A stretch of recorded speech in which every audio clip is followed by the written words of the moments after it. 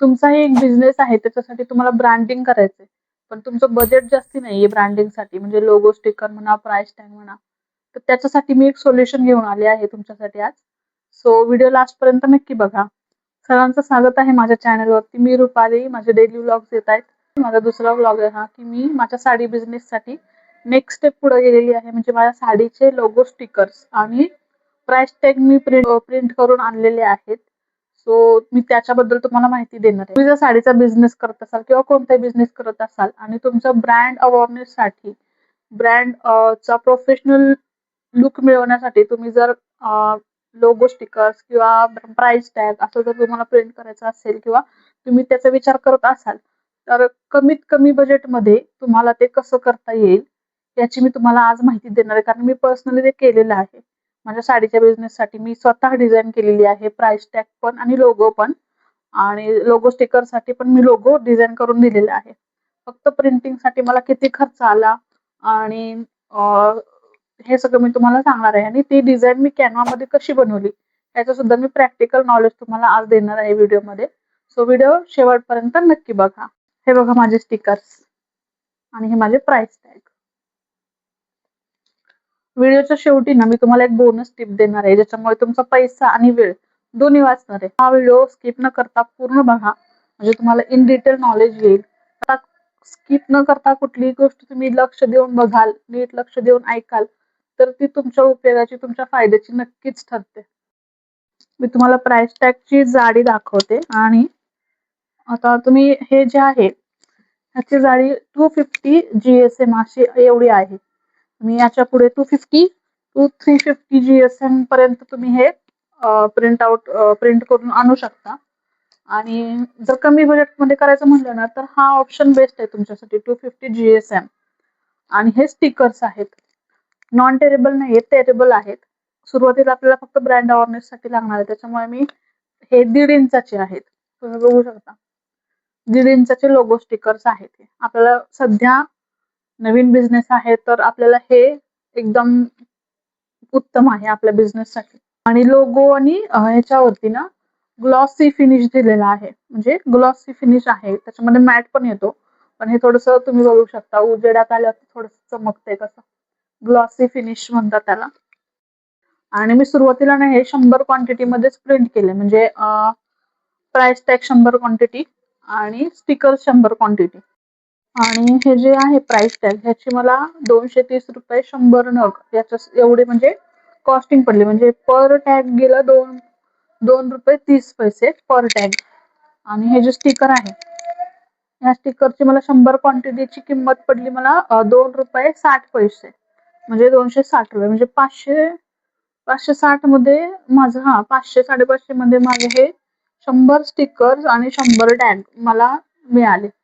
आणि याच्या व्यतिरिक्त येथे डिझाईन जी मी स्वतः डिझाईन केली होती, त्याच्यामुळे मला त्याचे वेगळे चार्जेस द्यावे नाही लागले. सो मी आता पुढे तुम्हाला तेच सांगणार आहे, तेच शिकवणार आहे, की कॅनव्हामध्ये तुम्ही तुमच्या brand logo, brand sticker, brand price tag हे तुम्ही स्वतः कसं डिझाईन करू शकता.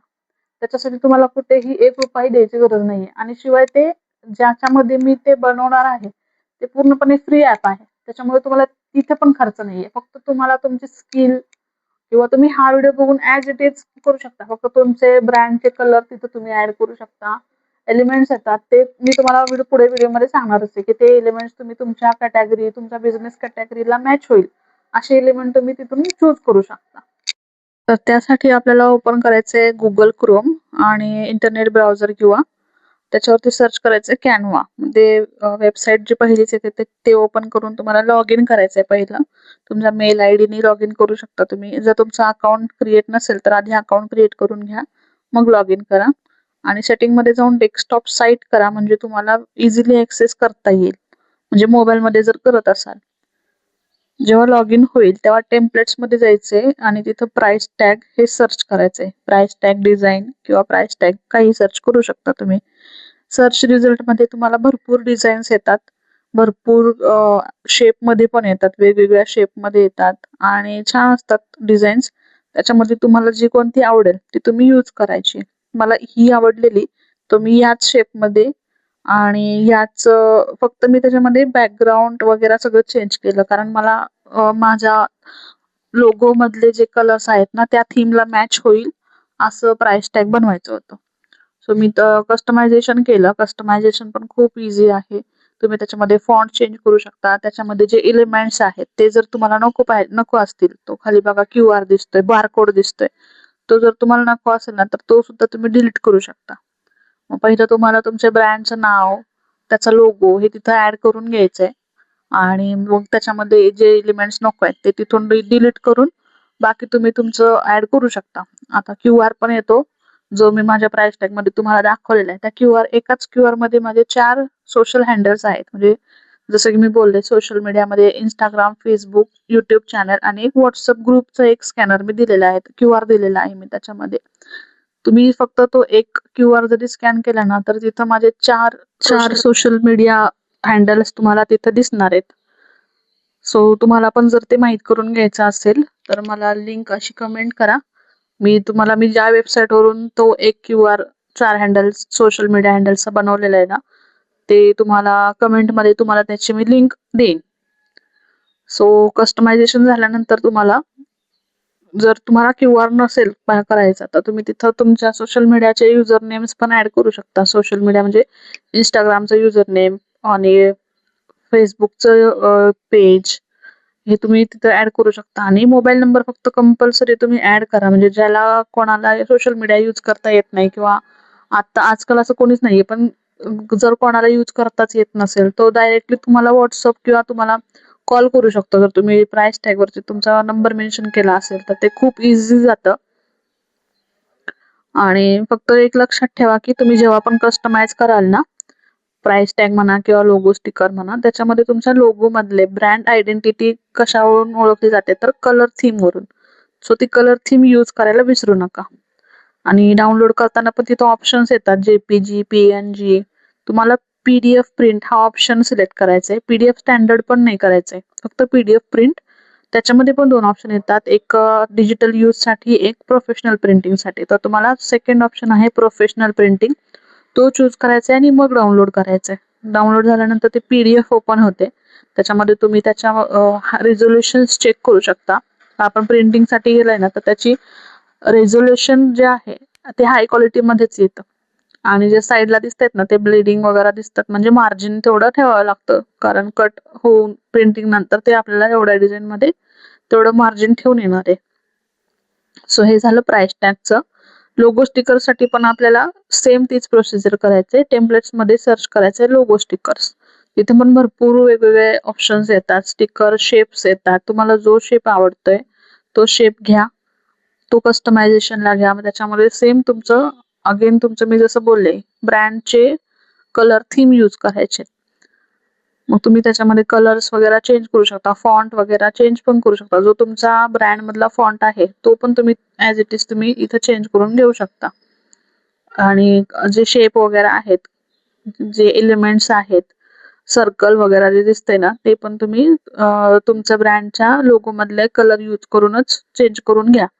बॅकग्राऊंड वगैरे आपण चेंज करू शकता, व्हाईट पण ठेवू शकता किंवा एखादा असा फेंट कलर पण ठेवू शकता. आणि फेंट कलर आणि तुमचा लोगो असा उठून दिसला पाहिजे, तो तशा प्रकारे तुम्ही कलर वगैरे चेंज करून घ्या.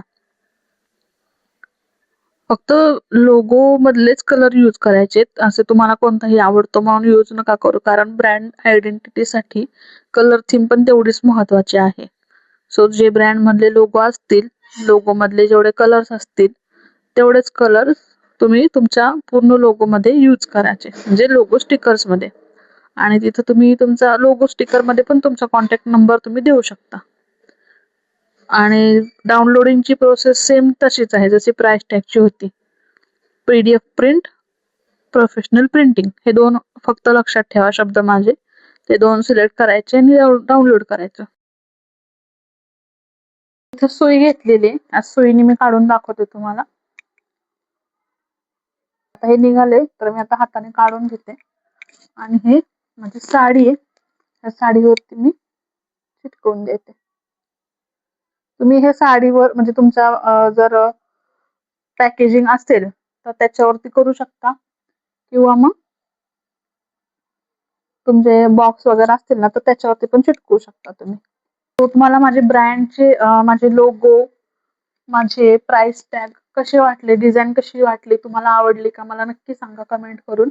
आणि आजची माझी प्रो टिप, जर तुमचा बिझनेस नुकताच स्टार्टअप असेल, आता जस्ट स्टार्ट झाला असेल, तर तुम्ही जास्त क्वांटिटीमध्ये प्रिंटिंग करूच नका. भले तुमचं बजेट असो नसो. पण का सांगते मी हे, जर पुढे जाऊन तुम्हाला त्याच्यामध्ये काही चेंजेस करायचे असतील, कॉन्टॅक्ट नंबर चेंज करायचा असेल किंवा अजून तुमचं एखादं सोशल मीडिया हँडल असेल ते तुम्हाला परत ऍड करायचं असेल किंवा तुमचे काही चेंजेस असतील, तर तुम्हाला ते म्हणजे ते करायला सोपं जाईल. जर तुम्ही सुरुवातीलाच 1000-2000 क्वांटिटी केली तर ते यूज होईपर्यंत तुम्हाला थांबावंच लागणार आहे. 100 काय तुम्ही कसे यूज म्हणजे होऊनच जातील 100 म्हणजे. आणि एक ट्रायल पण होऊन जाईल तुमचा, की बाबा प्रिंट केल्यानंतर कशी येते, डिझाईन ऍक्च्युअल मध्ये कशी होते. जेव्हा आपण डिझाईन करतो ना कॅनव्हामध्ये, ती ऍक्च्युअल मध्ये भारी दिसते, पण जेव्हा ती प्रिंट होऊन येते ना, तेव्हा त्याच्यामध्ये थोडासा तरी का फरक असतोच असतो. त्याच्यासाठी मी बोलले की तुम्ही सुरुवातीला 100 क्वांटिटीज प्रिंट करून आणा.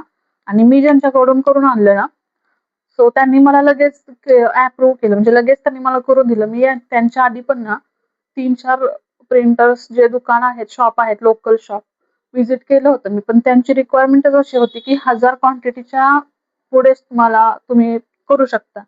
आणि माझं आता सध्याचं तरी बजेट फक्त प्रिंटिंगसाठी 1000चं नव्हतं, कारण माझं पण स्टार्टअप आहे.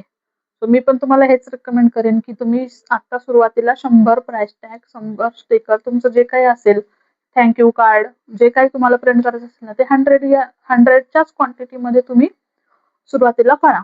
आणि जर तुम्हाला मी ज्यांच्याकडून केलेलं आहे त्यांचे कॉन्टॅक्ट डिटेल्स पाहिजे असतील तर मला कमेंटमध्ये कॉन्टॅक्ट असं कमेंट करा किंवा प्रिंट कमेंट करा. मी तुम्हाला त्यांचे कॉन्टॅक्ट डिटेल्स मी शेअर करेन ग्रुप. असा होता आजचा व्हिडिओ. तुम्हाला माझे लोगो स्टिकर्स, माझे प्राइस टॅग कसे वाटले मला कमेंट करून नक्की सांगा.